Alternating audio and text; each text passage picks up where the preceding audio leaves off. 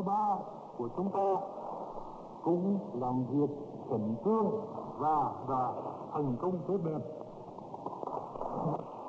The victories of our compatriots in the South prove that the U.S. imperialists, no matter how many modern weapons they may possess, are not to be feared. And that a nation closely united and fighting persistently is fully capable of defeating them. I propose that the National Assembly warmly acclaim the heroic servant compatriots and the valiant South Vietnamese fighters. U.S. President Johnson has talked a lot about peace and freedom. I ask you, is it for peace that U.S. troops, U.S. bloodhounds, U.S. bombs and bullets, and U.S. poison have been sent to South Vietnam? Is it for freedom that the United States have sabotaging the Geneva Agreement? Is it for all Vietnam's internal affairs as preparing the surface in an attempt to prolong the partition of Vietnam? Your aggressive policy is at variance with the justice, humanity, and the American Constitution. Answer these questions before the Vietnamese people, the American people, and the world people. The threats met by the U.S. imperialists only arouse a sour indignation among our people in North Vietnam and make them heighten forward their vigilance and stand ready to smash all the extra provocations to defend the fatherland. The U.S. aggressors must be aware that they have no other way than stopping the dirty war in South Vietnam. They must correctly implement the Geneva Agreement, withdraw all U.S. troops and weapons from South Vietnam, and let the South Vietnamese people settle their own affairs themselves. This is a fair solution, which does not make the U.S. lose hope. Here's for historic interest. One thing the American people were not being told before the Tonkin Gulf incidents occurred, of course, was the activities against the Republic of North Vietnam by South Vietnamese commandos with U.S. assistance. However, Radio Peking was telling people about it, and here's a recording made on the 5th of July, 1964, about that topic. The People's Armed Forces in North Vietnam had captured another group of commandos of the U.S. imperialists and their henchmen in South Vietnam. The commandos sneaked into the coastal area of Dong Kinh province in northern Vietnam to carry out sabotage and were captured on June 30th. This was reported by the Vietnamese news agency on Thursday. The People's Armed Forces seized a large quantity of weapons and equipment for sabotage activities during U.S. markings. This was the 15th commando group sent into North Vietnam since June last year by the U.S. imperialists and their lackeys in South Vietnam. That is the end of the news. You're listening to Radio Peking.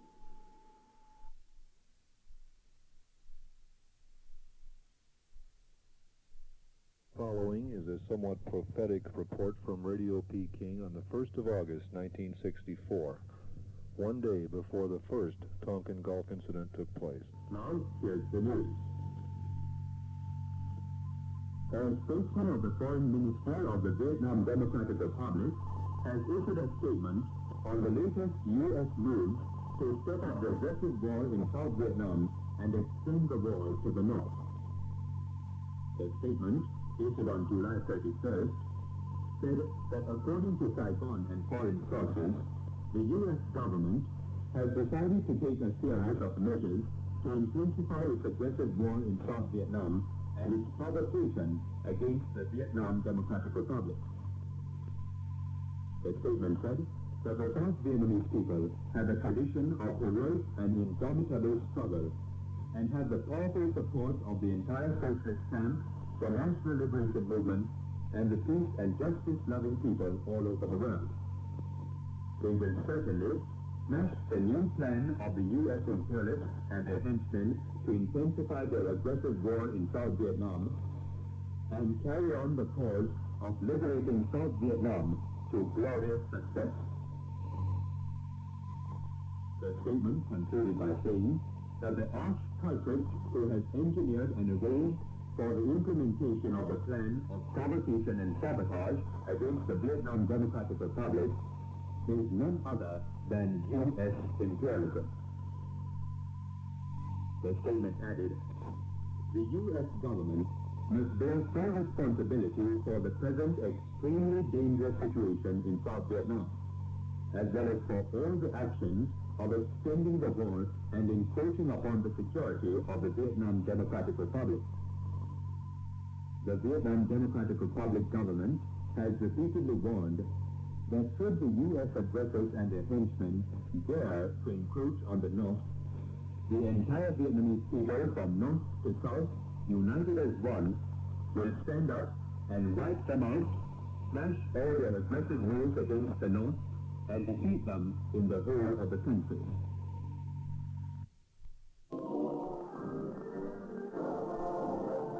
This is the voice of Vietnam. This is the voice of Vietnam, broadcasting from Hanoi, capital of the Democratic Republic of Vietnam. Our English programs are on the air every day at 4:30, 10, 13:30, and 15:30 hours Greenwich Mean Time on 11.840, 9.840, and 1.3W megacycles in the 25, 31, and 250 meter bands.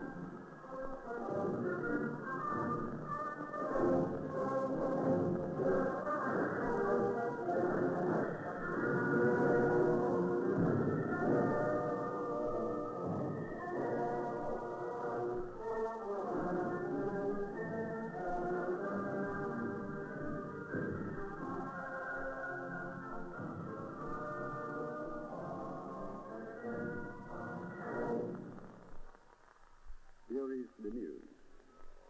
In the last 5 days, American news agencies made reports about the so-called unprovoked attacks by Navy ships of the Democratic Republic of Vietnam and the U.S. destroyer Remastered, which took place on August the 2nd off North Vietnam coast. Meanwhile, the U.S. State Department spokesman bluntly denied the denunciations made by the high command of the Vietnam People's Army concerning the shelling by U.S. warships of islands in the territorial waters of the Democratic Republic of Vietnam and the bombing by Laos-based U.S. aircraft of localities on North Vietnam territory near the Vietnam-Laos border. In this connection, the spokesman for the Vietnam People's Army High Command declares as follows.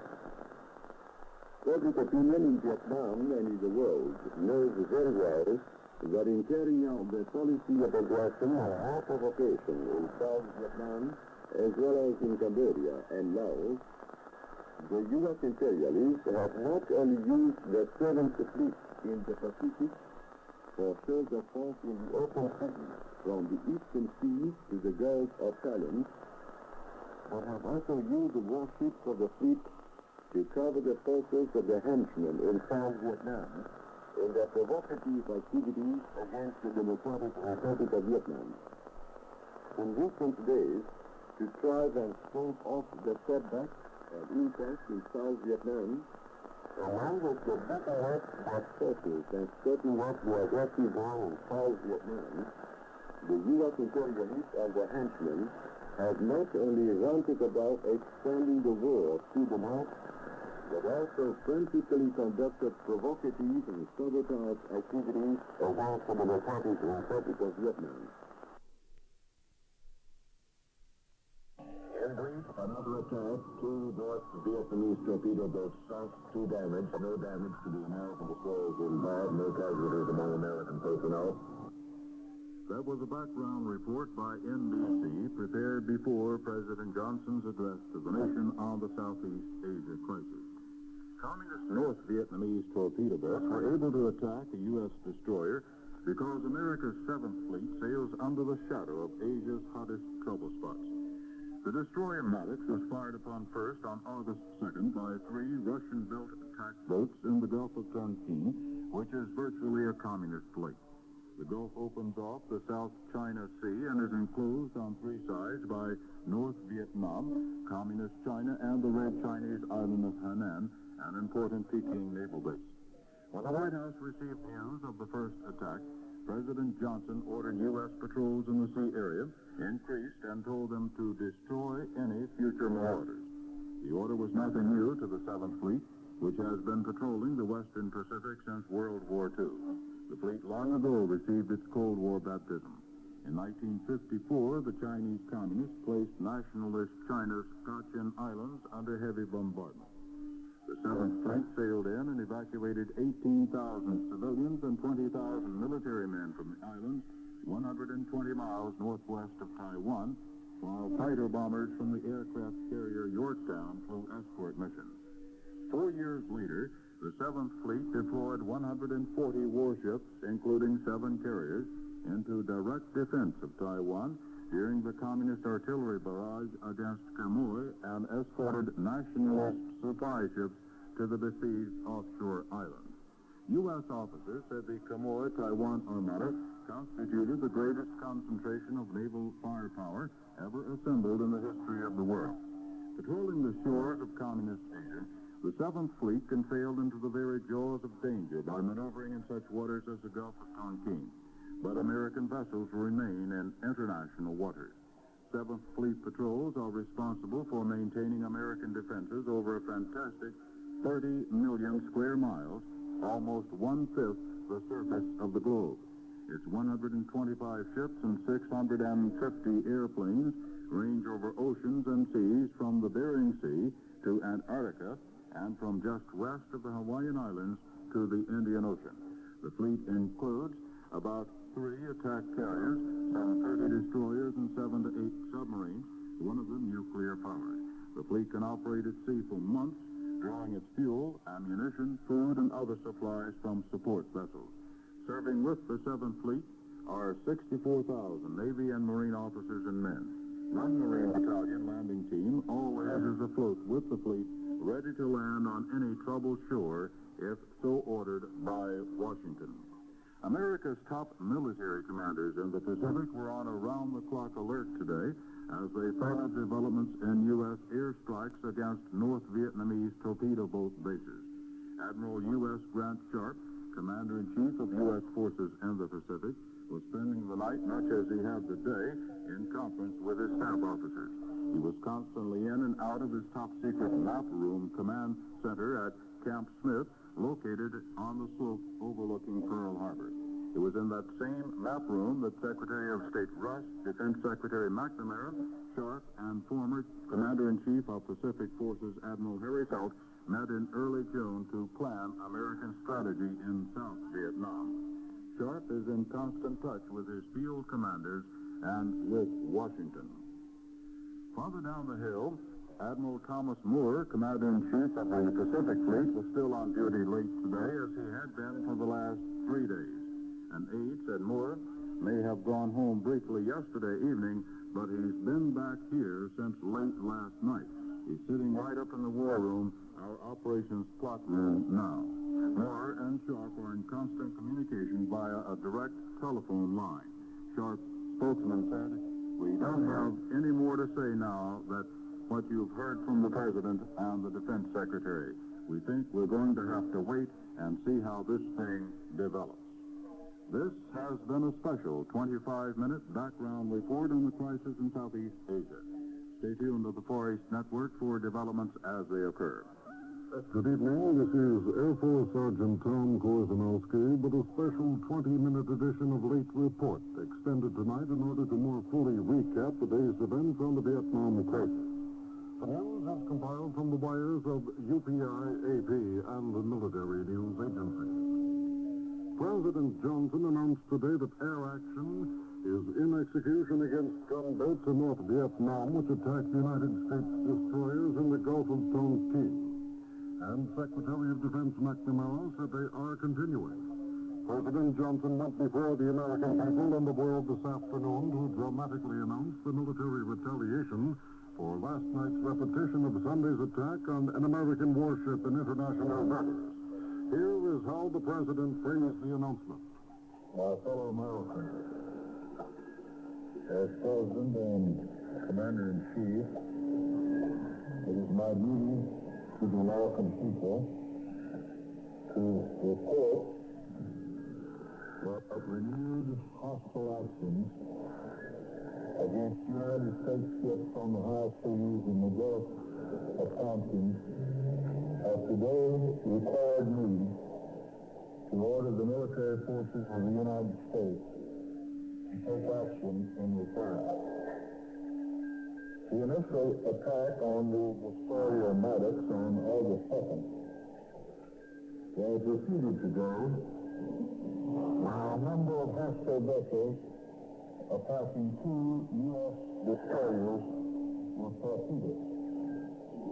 The destroyers and supporting aircraft acted at once on the orders I gave after the initial act of aggression. We believe at least two of the attacking boats were sunk. There were no U.S. losses. The performance of commanders and crews in this engagement is in the highest tradition of the United States Navy. But repeated acts of violence against the armed forces of the United States must be met, not only with alert defense, but with powerful reply. That reply is being given as I speak to you tonight. Our action is now in execution against gunboats and certain supporting facilities in North Vietnam, which have been used in these hostile operations. In the larger sense, this new act of aggression, aimed directly at our own forces, again brings home to all of us in the United States the importance of the struggle for peace and security in Southeast Asia. Aggression by terror against the peaceful villages of South Vietnam has now been joined by open aggression on the high seas against the United States of America. The determination of all Americans to carry out our full commitment to the people and to the government of South Vietnam will be redoubled by this outrage. Yet our response for the present will be limited and fitting. We Americans know, although others appear to forget, the risk of spreading conflict. We still seek no rival war. I have instructed the Secretary of State to make this position totally clear to friends and to adversaries, and indeed to all.